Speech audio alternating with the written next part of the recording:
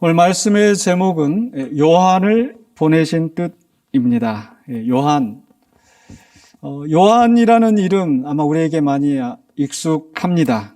성경의 인물을 가지고 우리 자녀들의 이름을 짓는 경우들이 간혹 있는데 베드로다, 사무엘이다, 우리가 또 좋아하는 인물들이지만은 왠지 그렇게 좀 이국적인 느낌이 있어서 그런지 그 이름보다는 아마 요한이란 이름들을 많이 선호하지 않나 하는 이런 생각이 듭니다. 아마 제 친척 가운데도 제 사촌 동생이 요한이고, 교회 안에도 우리 요한이가 있고, 또 유명한 배우 이런 사람들 가운데 변요한, 임요한, 아마 요한이라는 이름이 상당히 많이 있습니다. 이 요한이란 이름을 왜 그렇게 선호할까? 꼭 그 한글과 가까운 그런 의미 말고도 아마 그 인물에 대한 그런 어떤 존경심도 있지 않나 싶습니다. 오늘 그 요한을 보내신 뜻의 요한은 이 세례 요한을 뜻하는데, 그 세례 요한에 대해서 예수님께서 굉장히 극찬하신 부분이 있죠. 누가복음 7장 28절에서 여자가 낳은 자 중에 요한보다 큰 자가 없다. 요한보다 큰 자가 없다. 여자가 낳은 자. 우리 모두 다 여자가 낳은 사람들입니다. 그런데 그 중에서 요한보다 큰 자가 없다라는 것은 아마 사람들 가운데는 가장 큰 사람이다, 위대한 사람이다, 이렇게 평가할 정도로 요한은 굉장히 대단한 인물이라는 거죠. 그런데 사실 가만 생각해 보면 요한 말고도 그렇게 대단한 인물들이 성경에 많이 있지 않습니까? 예를 들어서 모세, 열재앙, 또 홍해의 기적, 시내산에서 하나님의 계명을 받았다든지, 또는 사무엘이나 또 엘리야, 하늘로부터 불을 내린 그런 선지자도 있고요. 또 엘리사 같은 경우는 죽은 사람을 살려낸 그런 기적을 행하기도 하고, 병자들을 고치고, 이런 엄청난 기적을 행한 사람들이 참 많이 있습니다. 그럼에도 불구하고 왜 이 세례 요한을 유독 가장 큰 자라고 하셨을까? 그 이유를 예수님께서는 바로 앞에 7장 27절에서 기록된 바 보라, 내가 내 사자를 내 앞에 보내노니 그가 내 앞에서 내 길을 준비하리라 한 것이 이 사람에 대한 말씀이라. 이 말씀을 하신 다음에 바로 나의 길을 준비하는 자, 예수 그리스도의 길을 준비하는 자이기 때문에 가장 위대한 자라고 말씀하는 겁니다. 우리 성경에서 가장 핵심이 되는 인물 누굽니까? 바로 예수 그리스도시죠. 예수 그리스도를 통하여서 우리를 구원하시는 하나님의 뜻을 이루셨는데, 바로 그 역사적인 사건, 바로 그 예수님을 준비하는, 예수님의 길을 준비하는 분이기 때문에 중요하다는 거죠. 길을 준비하는 것은 어떤 의미가 있을까? 오늘 아침에, 어제 저녁에 이제 눈이 많이 와서 저녁에 이제 집에 들어가는 길에 눈을 벌써 걱정이 됐어요. 우리 성도님들 오시는 길이 굉장히 힘드시겠다. 그런데 아침에 나오는 길을 보니까 눈이 깔끔하게 치워져 있더라고요. 아마 밤중에 천사가 나와서 아마 눈길을 다 치우신 게 아닌가. 네, 우리 성도님 가운데 우리 집사님이 또 새벽에 나오셔서 그 눈을 다 치우셨더라고요. 그게 바로 길을 준비하는 거죠. 오시는 길이 불편하지 않도록, 혹시나 미끄러질까, 혹시나 젖으실까. 그래서 교회에 오는 그 마음이 편안할 수 있도록 그 길을 준비하는 겁니다. 바로 이 예수님께서 이 땅에 오셔서 그 구원의 사역을 이루시는데 불편함이 없으시도록 또 그 길을 준비하는 역할을 세례 요한이 하였기 때문에 세례 요한은 가장 큰 자라, 이런 칭찬을 들었다는 거죠. 바로 오늘 봉독한 말씀은 이 세례 요한의 출생에 대해서 고지한, 소위 말하는 요한의 수태고지라고 하는 그런 내용입니다. 여기에 바로 하나님께서 이 요한을 보내신 뜻이 잘 설명이 되어 있습니다. 무엇보다 첫 번째로 13절, 14절에서 우리가 봐야 될 것은 바로 요한의 이름입니다. 먼저 5절로 7절에서 이 요한의 부모를 소개하고 있는데, 이 요한의 아버지 사가랴는 제사장, 현직 제사장이었습니다. 그리고 그 어머니도 아론의 자손이라고 그랬죠. 누가복음 1장 5절에 보시면요, 유대왕 헤롯 때 아비야 반열에 제사장 한 사람이 있었으니 이름은 사가랴요, 그의 아내는 아론의 자손이니 이름은 엘리사벳이라. 그러니까 이 제사장 집안에서 엄마도 아버지도 이 제사장인, 또 제사장 집안의 가문에서 태어난 바로 요한.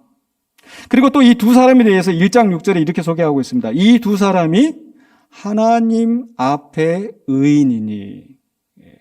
두 부모가 다, 어머니나 아버지나 다 하나님 앞에 의인이고 주의 모든 계명과 규례대로 흠이 없이 행하더라. 참 사람들에게 존경받는 그런 집이었습니다. 그런데 문제는 7절에 엘리사벳이 잉태를 못함으로 그들에게 자식이 없고 두 사람의 나이가 많더라. 참 성경에 보면 아브라함도 그러하고 또 그 아들 이삭도 그러하고 참 하나님의 선택을 받은 또 그리고 경건한 그리고 복을 누려야 할 그런 가정이 오히려 자녀가 없는 그런 모습을 보게 됩니다. 그런데 그렇게 자녀가 없지만은 하나님께서 특별하게 자녀를 보내신 것, 그냥 자연의 법칙에 따라서 난 사람이 아니라 하나님께서 특별한 일을 위하여서 하나님께서 보내신 것인 줄로 믿습니다. 바로 이 요한이 이제 그 나이가 많아서 이미 이제 생산이 끊어진 걸로 생각할 법한 그 가정에서 태어나게 되는데 바로 그 태어나게 될 것을 이 사가랴가 성전에서 직무를 수행하는 중에 천사가 나타나서 가브리엘 천사가 나타나서 이렇게 얘기를 합니다. 13절입니다. 천사가 그에게 이르되 사가랴여 무서워하지 말라 너의 간구함이 들린지라. 아마 자녀가 없기 때문에 자녀를 낳게 해달라고 아마 기도를 했을 것 같습니다. 근데 그 기도를 들으시고 하나님께서 자녀를 허락하신 거예요. 그래서 내 아내 엘리사벳이 내게 아들을 낳아주리니 그 이름을 요한이라 하라. 요한이란 이름을 딱 정해서 낳게 하시는 거예요.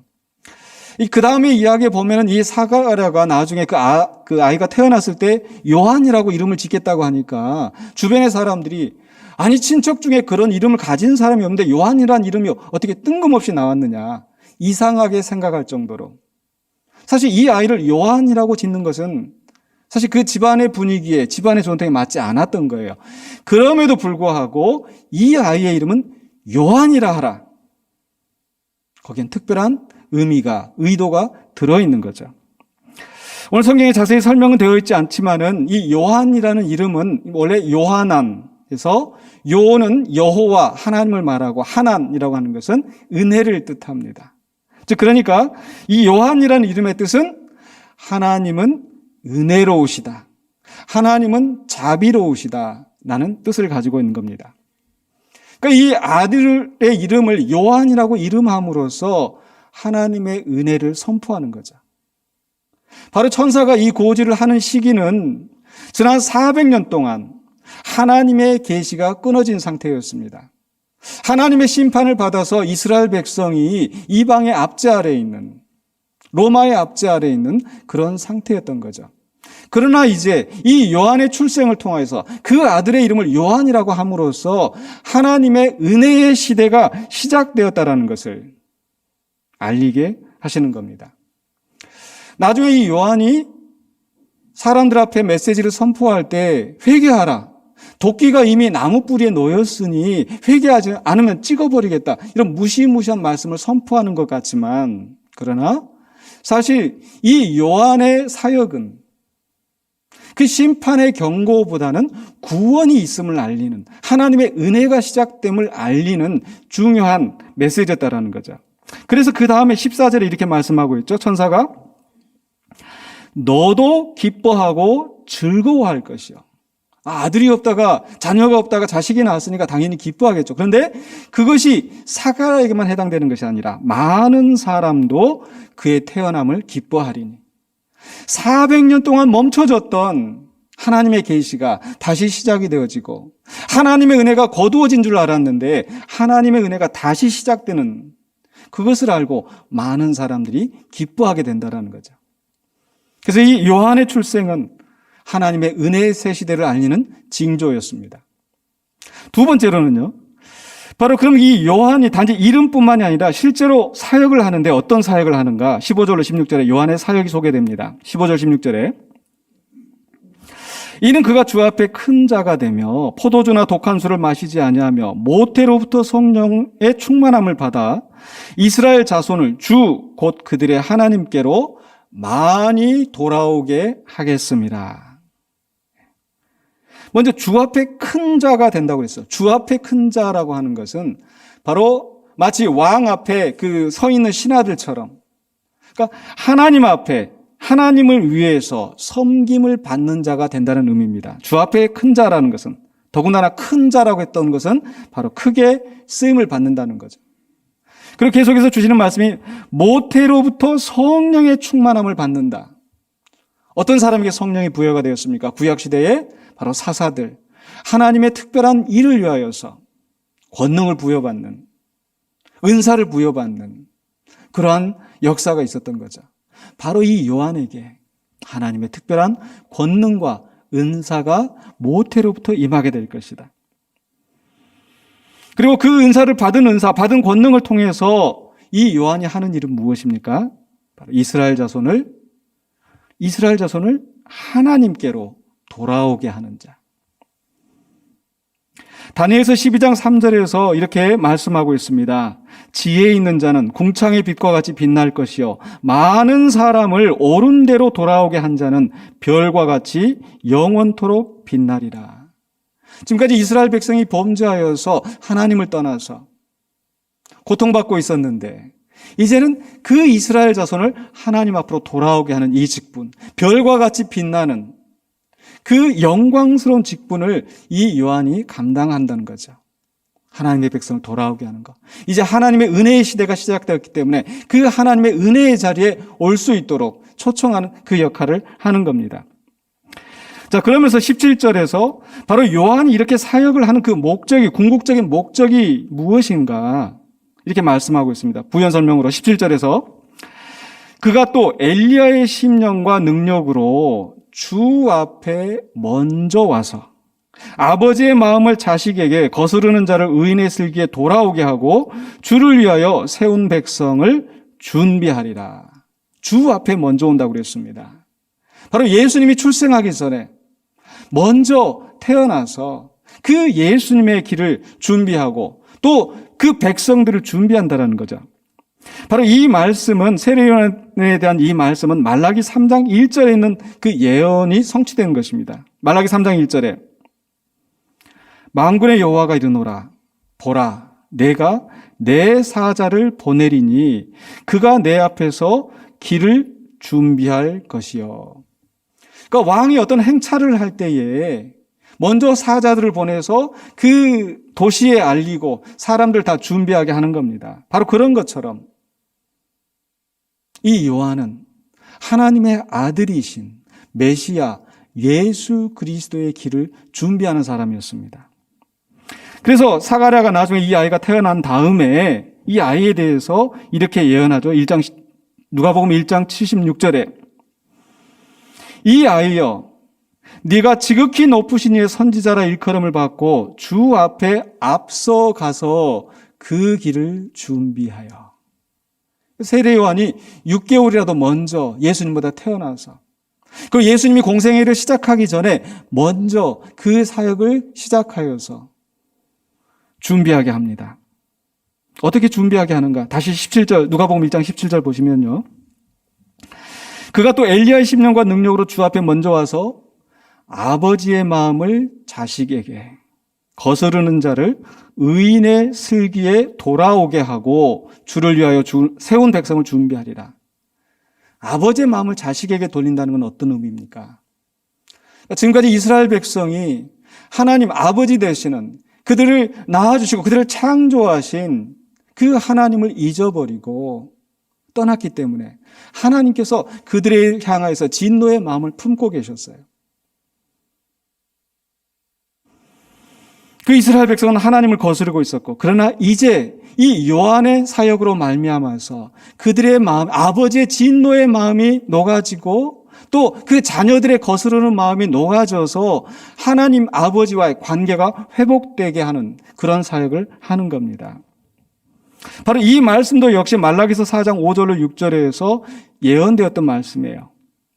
보라 여호와의 크고 두려운 날이 이르기 전에 내가 선지자 엘리야를 너에게 보내리니 그가 아버지의 마음을 자녀에게로 돌이키게 하고 하나님의 분노의 마음을 이제 누그러뜨리고 은혜의 눈으로 보게 하는 그 사역.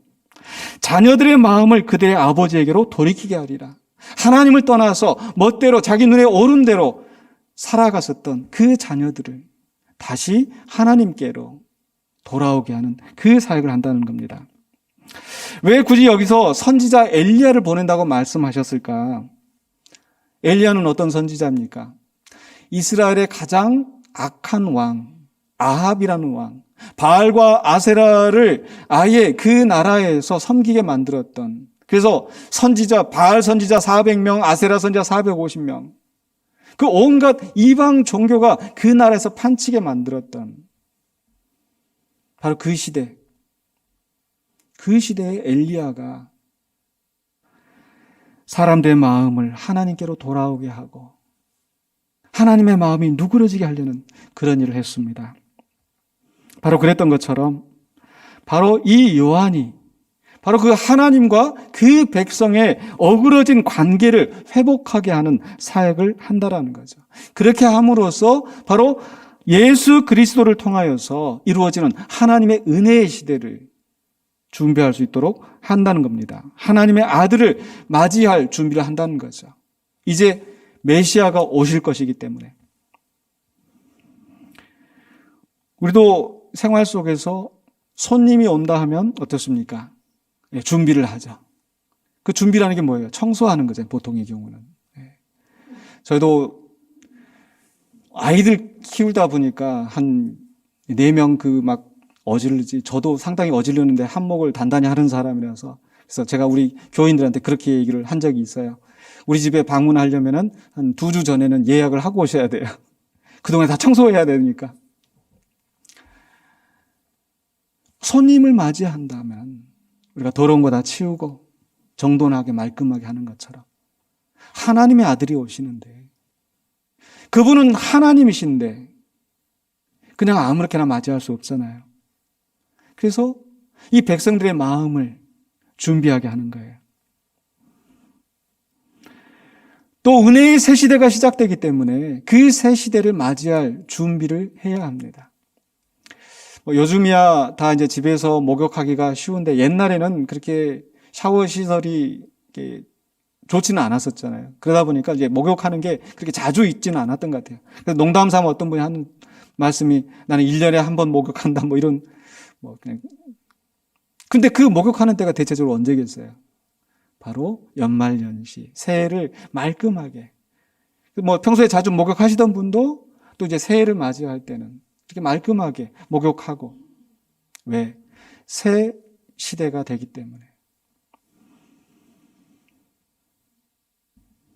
그래서 요한이 먼저 와서 하는 일들은 하나님이 오시기 때문에, 하나님의 아들이 오시기 때문에, 그 아들로 말미암아 은혜의 새 시대가 시작되기 때문에 백성들로 하여금 정결하게 마음을 준비하여서 그 아들을, 그 시대를 맞이하게 하는 겁니다.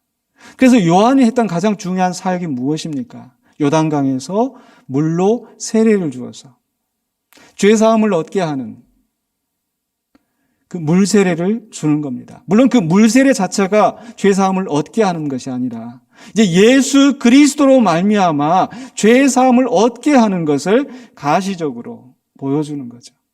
적어도 그것을 위하여서 백성들이 내가 죄인입니다, 내가 잘못했습니다 하고 하나님의 은혜를 구하는 그 마음의 준비를 하게 하는 겁니다. 이렇게 함으로써 그 백성을 준비하는 것이고, 그것이 바로 주의 길을 준비하는 것입니다. 아마 지금도 이렇게 누가 대통령이 어디 순방을 나간다, 어디 외국에 나간다 그러면 어떻게 하겠습니까? 비서실에서 또 경호실에서 미리 다 가서 다 준비를 해놓고 그 대통령이 불편함이 없도록 그렇게 하겠죠. 근데 하나님이 준비하게 하시는 일은 바로 예수님이 이 땅에 오셔서 얼마만큼 편하게 계실까가 아니라 바로 우리를 구원하시는 그 하나님의 뜻이 온전히 이루어지도록 백성들의 마음을 준비하게 하는 것이었습니다. 그게 바로 주의 길을 준비하는 것이었어요. 오늘 그렇다면 이 요한을 통해서 주의 길을 준비하고 백성을 준비하게 하는 이 일들이 오늘 우리에게 어떤 의미가 있는가? 우리는 지금 이제 성탄을 앞두고 있습니다. 성탄절은 바로 2000년 전에 주님이 이 땅에 오신 것을 기념하는 절기인데, 그냥 우리는 세상 사람들처럼 흥청망청 성탄 이렇게 보내는 것이 아니라 적어도 2000년 전에 그 사람들이 세례 요한을 통해서 마음의 준비를 하였던 것처럼 우리도 그렇게 준비를 하기를 원합니다. 1년 동안 우리가 흐트러진 마음 가다듬고 이 땅에 오신 그 주님, 또 다시 오실 바로 그 예수님 영접할 준비를 해야겠다는 말씀입니다. 왕이 온다는데, 왕이 오신다는데 그 소식은 이 준비된 자에게는 기쁨의 소식이 되는 줄로 믿습니다. 그러나 그 왕의 오심을 준비하지 않고 여전히 거스르며 살아가는 자에게는 왕의 심판을 받게 될 그 두려운 소식이 될 것입니다. 바로 하나님께서 요한을 먼저 보내신 것은 그 백성들로 하여금 준비하게 하여서 하나님이 베푸시는 은혜의 자리에, 은혜의 시대에 참여하게 하시려는 것이었습니다. 그래서 요한을 먼저 보내시는 것이 바로 하나님의 은혜의 초청이었습니다. 이제 우리는 성탄절을 맞이하면서 우리는 그 초청 앞에 있다는 것을 기억하시기 바랍니다. 그리고 그 초청의 자리에 들어갈 수 있도록 준비되어야 될 줄로 믿습니다. 하나님의 구원은, 하나님의 은혜는 모든 사람들에게 다 열려 있지만, 그러나 모두 다 초청에 응하지는 않았습니다. 바로 그 예수님이 오셨을 때도 어떤 사람 그 예수님을 받아들이지 않았습니다. 요한을 통하여서 그 은혜의 초청이 왔는데도 그들은 듣지 않았습니다. 바로 누가복음 7장 29절로 30절에 이렇게 말씀하고 있어요. 모든 백성과 세리들은 이미 요한의 세례를 받은지라 이 말씀을 듣고 하나님을 의롭다 하되, 요한을 통하여 주는 그 말씀을 듣고 하나님께 영광을 돌리고 하나님이 의로우시다. 그런데 바리새인과 율법 교사들은 그의 세례를 받지 아니하므로 그들 자신을 위한 하나님의 뜻을 저버리니라. 얼마나 불행합니까? 바리새인과 율법 교사들, 그들 자신을 위한 하나님의 뜻, 그들을 위한 하나님의 뜻이 무엇이었겠습니까? 바로 이 세례 요한을 통해 주시는, 선포하시는 하나님의 은혜의 기회, 은혜의 초청에 응하기를 하나님이 기다리셨는데 그들은 저버린 거예요. 오늘 이 시대에 아마 다시 요한이 와서 우리를 준비하게 하는 것은 아니겠죠. 그러나 하나님은 여전히 우리에게 기록된 말씀을 통하여서 또 매일 주일 또 시간마다 강단에서 선포되는 그 말씀을 통하여서 여러분을 그 은혜의 자리에 초청하시는 줄로 믿습니다. 우리가 해야 될 것은 바로 그 말씀을 듣고 하나님께로 돌아가는 것이 되어야 합니다. 사도 바울도 바로 그가 하고 있는 사역이 어떤 의미가 있는 건지, 그저 여기저기 다니면서 교회를 늘리고 자기 이름을 떨치고 하는 것이 아니라 바로 성도들을 준비하여서 예수 그리스도를 맞이하게 하는 것, 그것을 고린도후서 11장 2절에서 이렇게 표현하고 있습니다. 내가 하나님의 열심으로 너희를 위하여 열심을 내노니 내가 너희를 정결한 처녀로 한 남편인 그리스도께 드리려고 중매함이로다. 바울이 선포한 그 말씀을 통하여서 그리스도께 나아오게 할 수 있도록 저도 이런 심정으로 강단에서 말씀을 선포합니다. 이 말씀을 통하여서 내 말이 아니라 하나님이 주시는 이 말씀을 통하여서 여러분들이 준비되어지고 바로 주님을 맞이할 수 있도록, 2000년 전에 오신 주님은 다시 오신다고 말씀하셨는데 다시 오실 때는 무슨 일이 일어납니까? 우리가 사도신경으로 매주마다 고백하는 말씀, 하나님 우편에 앉아 계시다가 저리로서 산 자와 죽은 자를 심판하러 오시리라.